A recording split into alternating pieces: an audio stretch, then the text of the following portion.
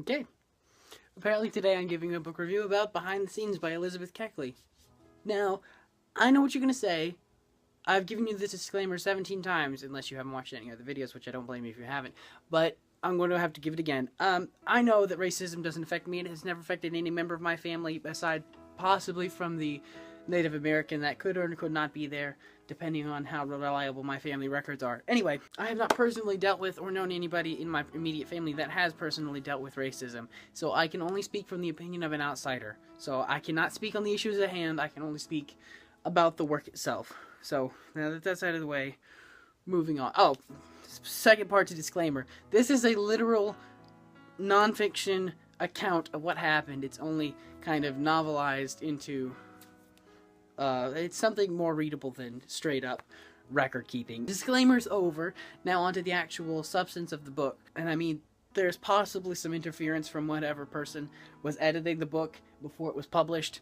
And I'm not going to go into that. I'm just going to take it as it is. I'm going to give Ms. Keckley the benefit of the doubt in saying that she had more authority over this than most, because there are some fairly incriminating things. So I'm just going to go ahead and go with it. Now, the story actually starts out about 30-something years before she actually got to the White House, and it starts talking about her as a slave. She starts talking about her experiences and how terrible, but unfortunately and sickeningly not abnormal this kind of a life was at that time. She eventually gets a husband.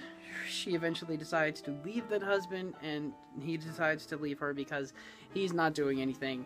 She's paying all the bills, she's working and all this stuff, she's doing all the things, and she is doing really well in the seamstress business. She's making a lot of dresses for a lot of fairly important people at this time. She eventually makes her way up to getting into the White House, which, oh my word, that's freaking amazing, and she is my hero from now on in eternity. When she actually gets in there, she gets to be very good friends with Mary Todd Lincoln and Mr. Lincoln as well, to a lesser extent, because Mr. Lincoln is preoccupied all the time with political squabbles and this and that. And even that is not necessarily the main point of the book itself. The main point of the book itself is to portray what actually happened in the scandal that happened after Mr. Lincoln's death surrounding Mary Todd Lincoln. And the fact of the matter is that Mary Todd Lincoln ran herself into so much debt with all of these dresses and all of this stuff. It would not have been a good day if Mr. Lincoln had found out. She's basically just documenting the events that took place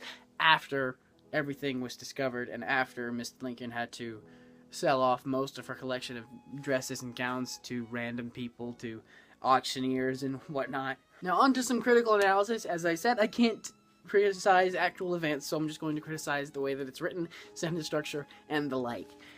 And as I said, this could have possibly, and in fact, it is fairly likely that it was influenced by some white male publisher or something of that nature. But I am choosing to give Miss Elizabeth Keckley the benefit of the doubt and saying that she had a majority of the authority on this particular work. And if she hasn't, and if you know for the fact that she hasn't, please let me know down below. But I'm going to leave that at where it is. The sentence structure is beautiful. It reads like some wonderful poetry. The descriptions of things are amazing. The analogies are amazing. The similes are wonderful. It makes me cry every time I think about it. If you like reading very beautiful words and very beautiful sentences, then I would definitely recommend this to you, because it is wonderful, specifically for that. Everything is very well thought out. There's no loose ends, there's no loose sentences, there's no thoughts that didn't get completed. Everything is very well put together and very tight and very clean, and it seems to me to be a very good, clean book that I can read now as some 19-year-old who has the attention span of a fly. And I find it very compelling, not only as a story in of itself, but also as a literary work that can be remembered for generations longer than it already has. It's already been 3 or 4 or 5 generations since it's been written. And I found it on Barnes & Noble in the clearance aisle, and it is really a nice edition, if I do say so.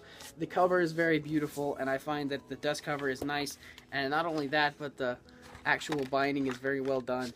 And it's got this almost cardboard feel on the inside. It's very old-fashioned. It does the book justice, I feel like. And I would highly suggest it to anybody who would want it, even if you don't have this nice edition that I have, that I got for really cheap.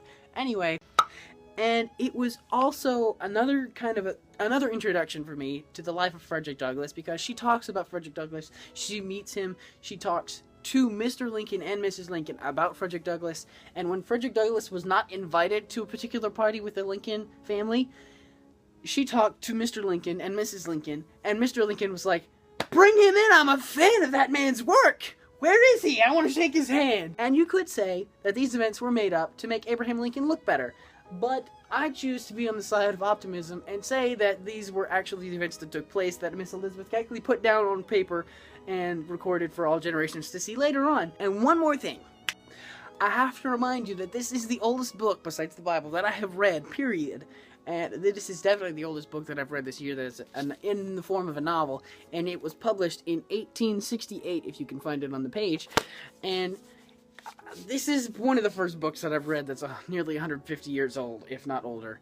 And, I told you I was going to tell you later what it was, and I forgot to tell you later in the video. So, I'm telling you now, this is the book I was talking about. But anyway, on to other things. And I remind you that I said I was only going to be uploading on Thursdays, but I think what's going to be happening is I'm going to definitely upload on Thursdays, but if I have time and I have the resources and I have the energy and all the other stuff, whatnot, I am going to upload on Mondays as well. But if that is going to interfere with anything, if that is something that nobody's really interested in, then let me know. As again, please let me know what you think of these videos. Please let me know how I can improve them. Please let me know if there's anything else you would like for me to do. The books that I'm reading are the same books that I was reading last time. I'm almost finished with Hollow City, and I am nearly 3/4 of the way finished with Harry Potter 5, so nothing has changed there. But I suppose that's all I've got to say. So I guess I will see you in the next video with the next book. Goodbye.